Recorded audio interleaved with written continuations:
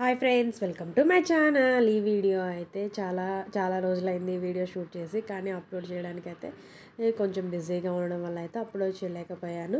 ఇక ఈరోజు ఈ వీడియోలో వచ్చేసి అయితే రాగి పిండితోటి మనం ఈజీగా కుక్కర్లో అండ్ అలాగే ఓవెన్లో ఎలా చేసేసుకుంటామో కేక్ అనేది అయితే ఈజీగా చూపించేస్తాను. ఇక్కడైతే ఒక కప్పు రాగి పిండి, అలాగే ఒక కప్పు గోధుమ పిండి తీసుకున్నాను. అలానే ఒక హాఫ్ కప్పు కోకో పౌడర్ తీసుకున్నాను.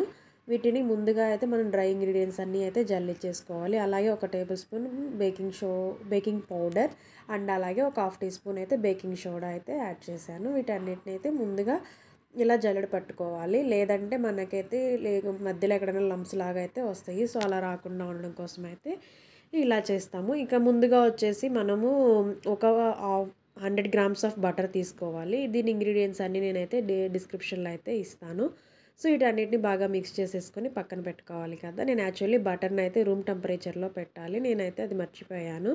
యాక్చువల్లీ ఈ కేక్ చేయడం కూడా నేను చాలా ఎర్లీ మార్నింగ్ చేశాను. నాకు ఆ రోజు నిద్ర పట్టలేదు, అందుకోసం అని అయితే ఎర్లీ మార్నింగ్ నేను చేసిన పని అయితే ఇది. ఇంకా 100 గ్రామ్స్ బటర్ తీసుకున్నాను కదా, ఇంకా అలానే ఒక కప్పు బెల్లం కూడా తీసుకొని రెండింటిని కలిపేసి అయితే ఇలా, ఎలాగో బెల్లం కరిగించడానికి అయితే వాటర్ యాడ్ చేస్తాం కదా, అలా కాకుండా అయితే ఇలా అయితే నేను కలిపేసేసాను. ఇందులో అయితే ఒక కప్పు పెరుగు, ఒక హాఫ్ కప్పు మిల్క్ కూడా యాడ్ చేయాలి. వీటన్నిటిని బాగా బీటర్తో కానీ లేదా విస్కర్తో కానీ అయితే బాగా విస్క్ చేసుకోవాలి. అలా లంప్స్ లేకుండా అయితే చేయాలి. ఇక్కడైతే 2 కప్స్ ఆఫ్ కర్డ్ అనేది అయితే నేను యాడ్ చేశాను.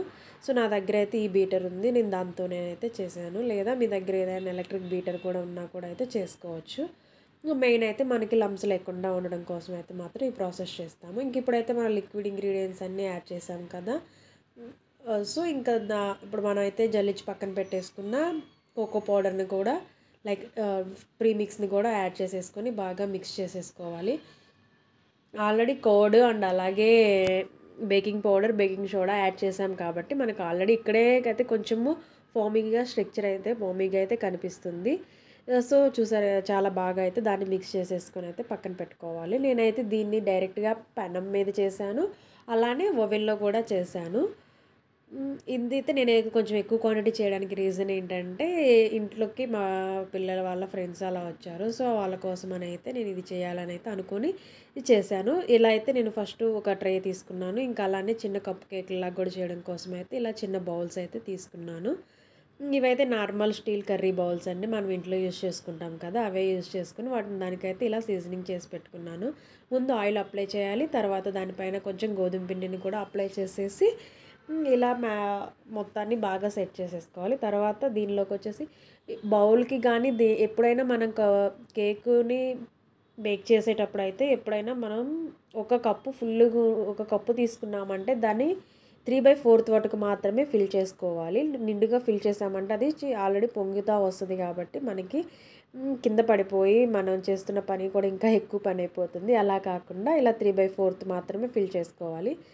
చూసారు కదా, నేను ఇలా ఓవెన్లో పెట్టడం కోసం అయితే నేను ఒకేసారి ఓవెన్లో కేక్ అండ్ అలాగే ఇలా ఒక 4 బౌల్స్ ఆఫ్ కప్ కేక్స్ కూడా అయితే సెట్ చేశాను. ఇంకా మిగతా ఒక 4 బౌల్స్ అయితే మాత్రం నేను నార్మల్ పెనం మీద అయితే సెట్ చేసేసాను. నేను తీసుకున్న బ్యాటర్కి అయితే నాకైతే అంత క్వాంటిటీలో అయితే వచ్చేసింది. నేను ఎన్ని టిన్నుల్లో పోయాలి నాకైతే అది ఎగ్జాక్ట్గా తెలీదు.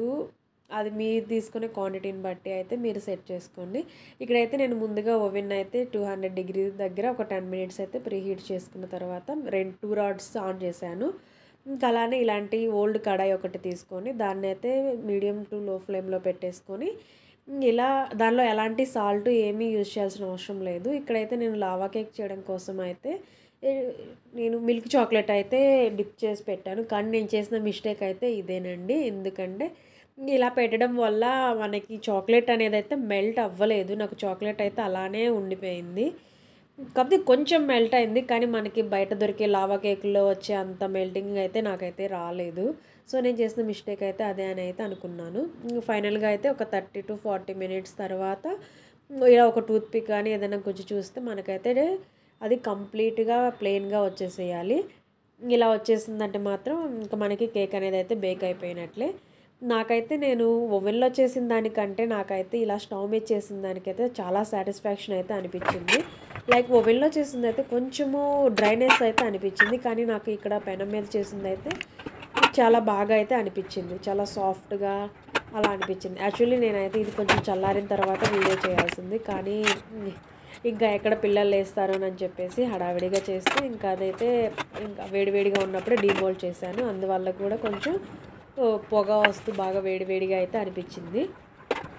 సో ఇవి 2 మిస్టేక్, మీరు ఎప్పుడైనా కేక్ చేయాలి అని అనుకున్నట్లయితే ఈ 2 మిస్టేక్స్ మాత్రం అస్సలు చేయకండి.